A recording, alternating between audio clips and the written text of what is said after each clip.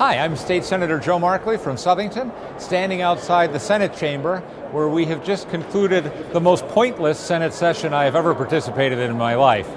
We came in for one purpose and one purpose only, to vote on a resolution urging the United States Senate to take up the Supreme Court nomination which is currently before us.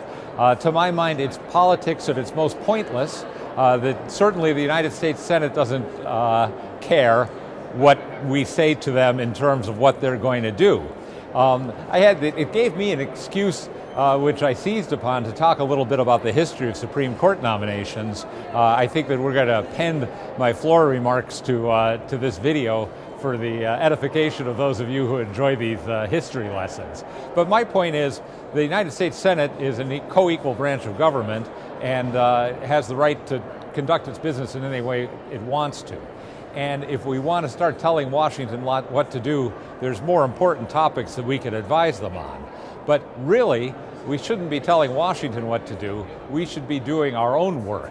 And that was not taken up today. As of today, we have 4 weeks left in the legislative session. We end at midnight on May 4th. And we won't be back here in session probably until Wednesday of next week. We are going to get ourselves, as I've seen happen over and over again since I've been back, behind the 8 ball. So in the final days of the session, bills are taken up and passed with minimal debate, really minimal understanding of what's before us in a heated rush, when in fact, instead we could be using this time, we could be using this day today to get some of our work out of the way. Another pointless aspect of this day is ahead of me, which is an Appropriations Committee meeting to vote on the budget, which the chairs presented to us, well, essentially this morning I got it. When I say it's pointless, I'd almost say it's embarrassing if I didn't have the respect I do for the chairs of the Appropriations Committee. After laboring for months with the governor's budget, we've come back out with a document that has exactly the same bottom line. All the Appropriations Committee did was take some of the money and shift it around. I think sometimes in useful ways, but to no great effect.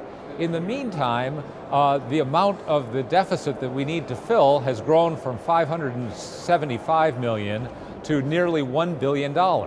So the chairs proposed that the Appropriations Committee today pass a document which at the moment of its passage will be almost $500 million out of whack.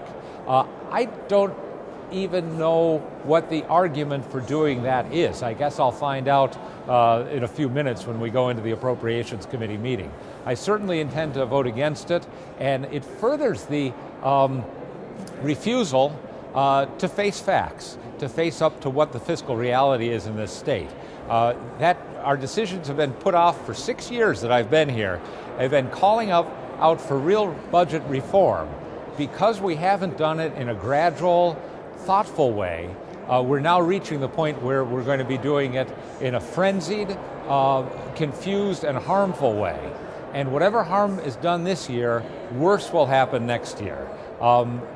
The numbers are the numbers, and there's no getting around them. The governor realizes that too. He's coming out with a budget proposal next week, we hear, which shows how little account he gives to his own Democratic Appropriations Committee budget. Anyways, that's a lot of information. I hope it hasn't been too confusing. I will be back certainly next week when we're back in session again. I appreciate your attention. I look forward to hearing from you. You can always contact me through my website, senatormarkley.com. Thank you very much.